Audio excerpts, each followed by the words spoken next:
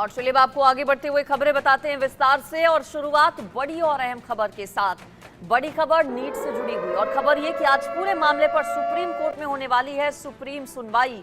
CJI D Y Chandrachud की bench के सामने ये दूसरी सुनवाई है। बेंच ने 8 जुलाई को मामले की पहली सुनवाई की थी, जिसमें एनटीए, सीबीआई, केंद्र और स्टूडेंट से सुप्रीम कोर्ट ने जवाब मांगे थे। सभी स्टेक होल्डर्स के जवाब दाखिल होने के बाद अब ये आज सुनवाई होने जा रही है। नीट यूजी मामले में आज एक बार फिर से है सुप्रीम कोर्ट में अहम सुनवाई। देश भर के देखिए छात्रों के भविष्य का सवाल है। ऐसे में सभी की निगाहें इस बात पर टिकी हैं कि क्या नीट यूजी 2024 की परीक्षा रद्द होगी और फिर से नीट यूजी एग्जाम होगा, यानी कि क्या री एग्जाम होगा। माना यह जा रहा है कि सुप्रीम कोर्ट जल्द ही इस पूरे मामले पर अपना फैसला भी सुना सकता है। इससे पहले पिछली सुनवाई में सुप्रीम कोर्ट ने केंद्र सरकार, एनटीए और सीबीआई की ओर से एफिडेविट सबमिट किए जाने की बात कही थी। आज सुप्रीम कोर्ट में इस पूरे मामले पर महत्वपूर्ण सुनवाई है। एफिडेविट फाइल किए जा चुके हैं। कल केंद्र सरकार साथ ही साथ एनटीए की ओर से। अब आज इस पूरे मामले पर सुनवाई अपने आप में बेहद खास रहने वाली है। कई याचिकाएं सुप्रीम कोर्ट में दाखिल की गई हैं, जिसमें प्रमुख मांग ये है कि री एग्जाम करवाया जाए, नीट यूजी परीक्षा 2024 को रद्द किया जाए, साथ ही साथ काउंसलिंग पर भी रोक लगाए जाने की मांग याचिकाओं में कई की गई थी स्टूडेंट्स की ओर से।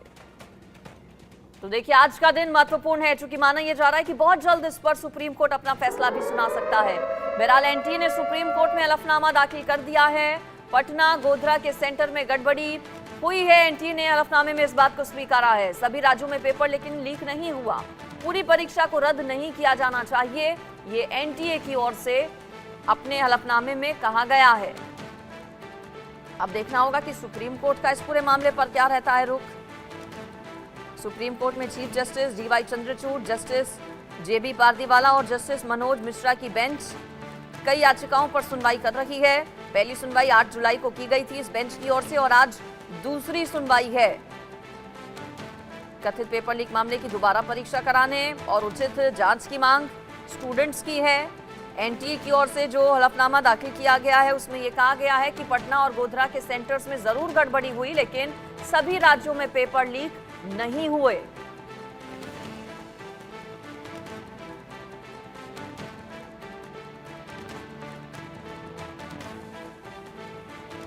मेरे साथ अलग अलग जगहों से हमारे तमाम रिपोर्टर जुड़ गए हैं, उनके पास सीधा लिए चलती हूं आपको। दिल्ली से तमाम अपडेट्स के साथ आयुष शर्मा मेरे साथ जुड़ गए हैं। मुंबई से मेरे साथ प्रथमेश जुड़ गए हैं। गुजरात अहमदाबाद से जयेश सोनी मेरे साथ हैं और बिहार के अपडेट्स हमें रितेश देंगे। लेकिन सबसे पहले दिल्ली, आयुष आपके पास आ रही हूं। आज कितनी महत्वपूर्ण है सुनवाई? जो हलफनामा दाखिल किया गया है केंद्र सरकार और एनटीए की ओर से, उसमें क्या है?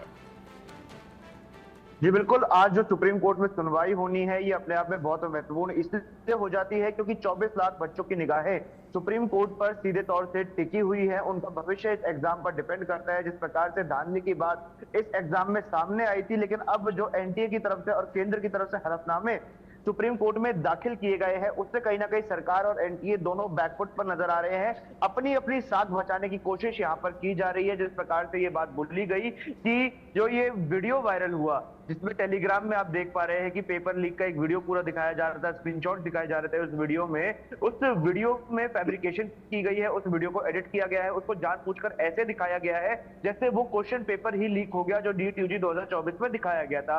ये बात कही गई एनटीए की तरफ से। तो वही दूसरी ओर केंद्र सरकार का रुख अलग था। केंद्र सरकार ने कहा कि आईआईटी मद्रास की जो रिपोर्ट थी उसको जब देखा गया, उसको एनालाइज किया गया, तो कहीं पर भी मास डिस्क्रिपेंसी यानी सामूहिक तौर पे इस पेपर से छेड़छाड़ या इस पेपर की लीकेज की कोई घटना सामने नहीं आई है।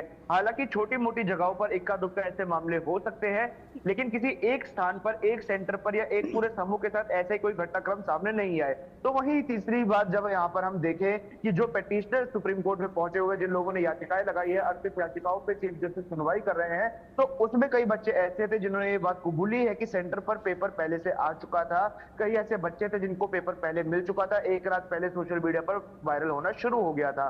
चीफ जस्टिस की जो बात थी, जो पिछली सुनवाई में उन्होंने कही थी, वो यहाँ पर जाननी महत्वपूर्ण है।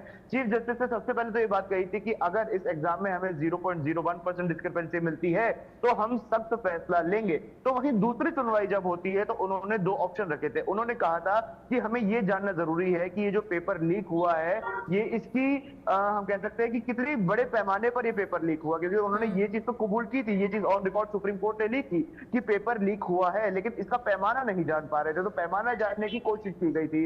अब ये चीज सामने आई है एनटीए और सरकार की तरफ से कि मास डिस्क्रिपेंसी नहीं हुई, लेकिन सुप्रीम कोर्ट ने कहा था कि अगर एक रात पहले पेपर लीक होता है और सोशल मीडिया पर लीक होता है तो ये जंगल की आग की तरह फैलेगा। ऐसे में हमें सख्त फैसला लेना पड़ सकता है और हो सकता है कि हम पेपर कैंसिल करने के विचार पर आगे इस पर सहमति बनाए।